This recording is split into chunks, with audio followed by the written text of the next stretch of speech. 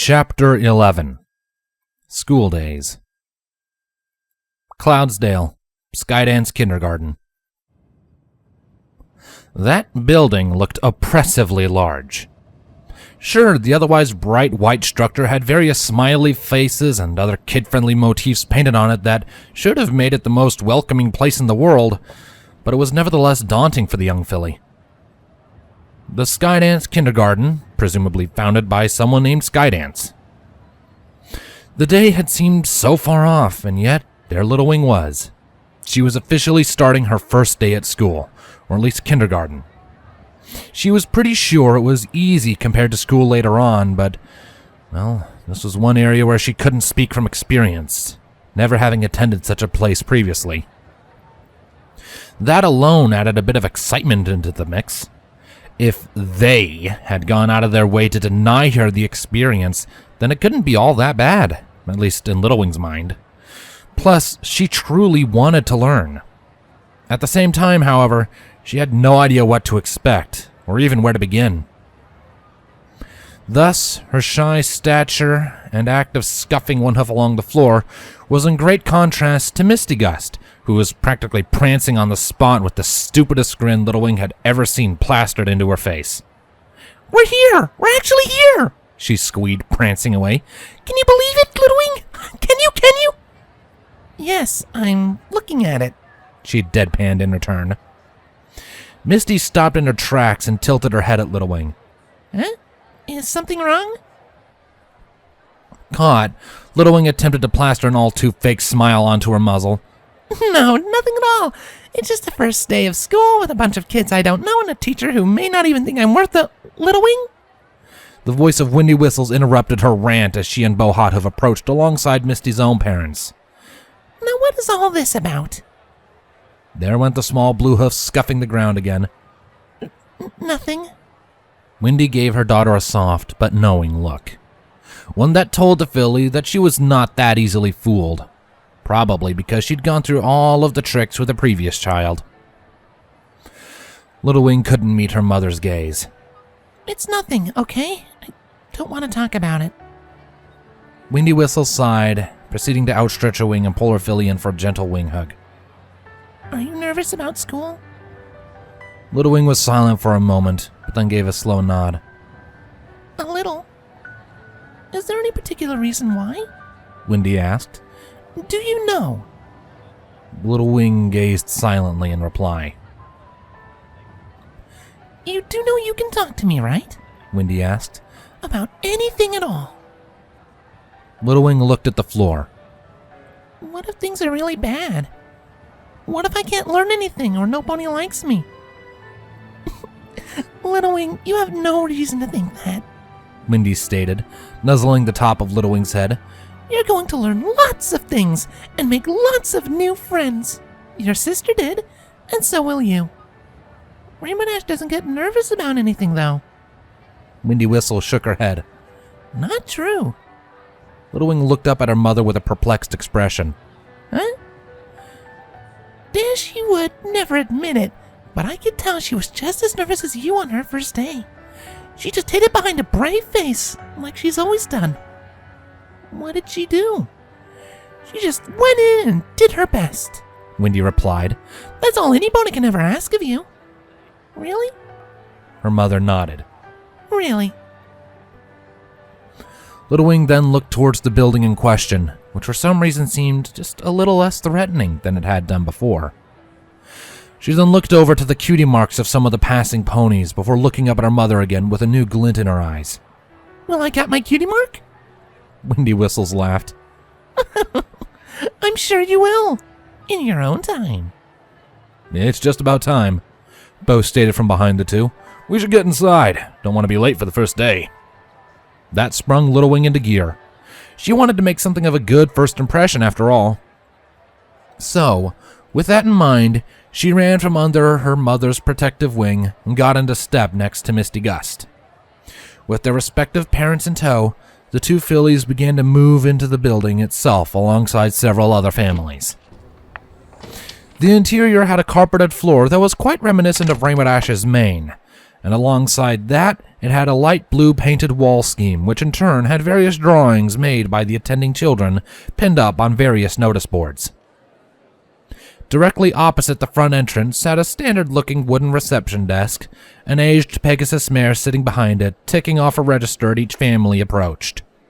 Beside each name, she read off the classroom each child would be placed in, as well as the teacher who would be teaching them. Bright Feather, Classroom 2, Mr. Brightspark. The receptionist read out uniformly. Little Wing and Misty Gust had entered the line by that point, they and their families awaiting their turn. The line was moving at a steady rate, with fillies and colts being ushered into their assigned classrooms while saying goodbye to their then departing parents. Sky Trail, Classroom 4, Mrs. Starry Diamond. The line got that little bit closer. Before long, there was only one more family in front of them, the receptionist adjusting her glasses as she examined the sheet of paper in front of her. I hope we get into the same classroom, Misty muttered. I wouldn't worry, dear, Violet Rain assured her daughter. They take these things into consideration. Especially when we call ahead, Bo added in a mutter. The family in front of them got the classroom and teacher assigned to their child, and so it was Little Wing next up. Name, the receptionist bluntly said as the three stood before the desk. Her name is Little Wing, Windy replied. I'm Windy Whistles. My husband is Bo Hottuff. The receptionist hummed, picking up the paper and examining it again. Little Wing, Windy Whistles, Bo Hottuff. Yes, here we are. So, where's she going to be? Bo asked. I'm getting to that, the mayor stated. Let's see. Little Wing, Classroom 2, Mr. Brightspark. Thank you, Windy said to the mayor. Come on, Little Wing. But what about Misty? Little Wing inquired. Misty? The receptionist asked in turn. Here, Violet Rain spoke up, pushing her husband and daughter forwards. Misty Gust, Violet Rain, Wild Ace. The receptionist hummed again as she looked back towards her paper. A routine long ingrained, no doubt. Yes, here you are. Misty Gust, Classroom 2, Mr. Brightspark. Both fillies were able to breathe a sigh of relief, and then gave each other bright grins of delight. Thank you, Windy repeated. We can find our way. A building this small, I'd be worried if you somehow got yourself lost. The receptionist deadpanned. We only have 5 classrooms. Yes, well, thanks again. It did indeed only take a few moments to find their designated classroom in the hallway beyond the reception area. There was a door either side of the desk, each one leading to a corridor with 2 doors on the left side of the building and on the right wall on the right side of the building. There was then a 60-degree turn at the end of the corridor where another stretch of corridor linked the other 2 up. Another door exiting on the back wall leading to the 5th classroom. There were some doors facing the inside walls of the corridors, but they all seemed to lead to a storage cupboard or teacher offices. Classroom 2 was located in the door to the left when facing the reception desk, and after that was a second door on the left, further signified by the fact that both the classroom number and the teacher's name were plastered onto the door. Well, that was painless enough, Bo Hothuff remarked, but I think this is where we leave him. You have to leave? Little Wing asked. You know we do, sweetie, Windy Whistles pointed out. We'd only get in the way. Don't worry, we'll be here to pick you up when it's time to go home. Misty said goodbye to her own parents as Little Wing did hers, and then, with a few proud tears in their eyes, the 4 older ponies exited the corridor and left the 2 fillies alone. With the 2 of them by themselves, all they did was turn and look at the doorway. So, we going in? Misty asked. I think so. Do we knock? It would be polite. Misty agreed. Okay, go on. Why me? Why not? But why not you? I don't want to break the door. Why would you even do that? Little Wing shrugged. I don't know, I just don't want to get in trouble. But what if I break the door? And then the door opened without help from either of the fillies. Ah, I thought I heard voices out here, stated the stallion who had appeared. Don't be shy, it's an exciting new day with so much to learn. Both fillies gawped at the stallion, not quite sure what to think. Sure, he seemed like a Pegasus. That is, if his wings didn't seem so bat-like. That, combined with the glowing yellow eyes that had slit-shaped pupils staring down at them. Aside from that, the pony had a gray coat, a blue mane with an even lighter blue tuft to one side, and a cutie mark depicting a sparkling light bulb on his flank. They said in unison. The stallion smirked in amusement, glancing at its wings knowingly. Come inside. We'll consider this your first lesson. He stepped aside, gesturing for the two children to enter the classroom and pick a seat of their choice. They did so after a moment of processing, taking a good look around their new environment. There were at least a dozen other colts and fillies sitting around the room at various tables. One of them even had bat wings akin to the stallion who had greeted them. Misty Gust pointed to a couple of free spaces at a table already containing two other fillies and a colt. Realizing that the whole class was waiting on them, Little Wing quickly followed her friend to the unoccupied seats and sat down on them. All right, now that our stragglers have arrived, the stallion spoke up again, checking a list to ensure his entire class was present. Yes, I believe that class can begin. So, first off, my name is Mr. Brightspark. I'll be your teacher for the next year, at which point you will move on to a higher form of education. Should you have any questions for me at any point, feel free to raise your hoof so I can see you. Misty Gust's hoof immediately shot up. Brightspark nodded. Yes, Misty Gust, I believe.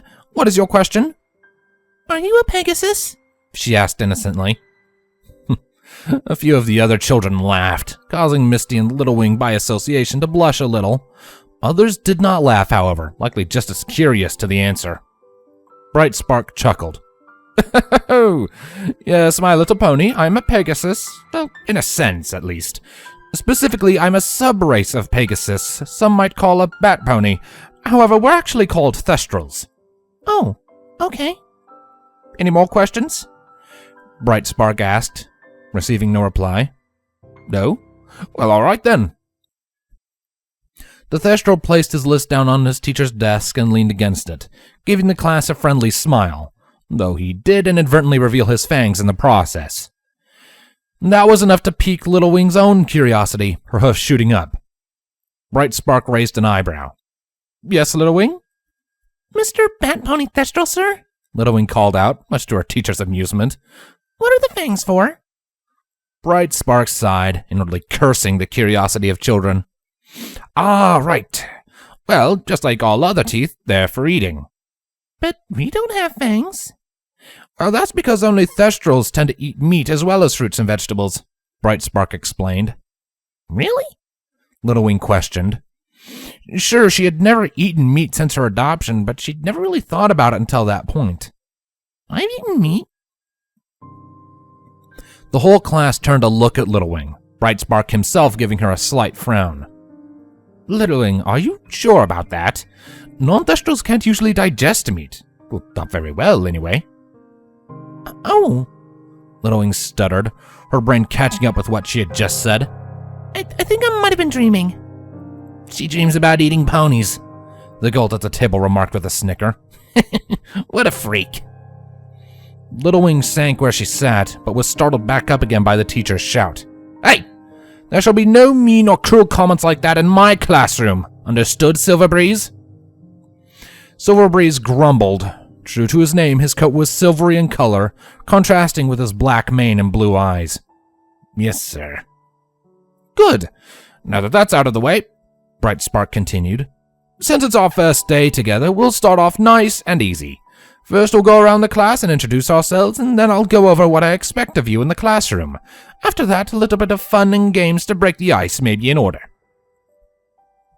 Faces around the classroom brightened at the mention of games, including Little Wing's. And the rest of the day went exactly as planned by Mr. Brightspark.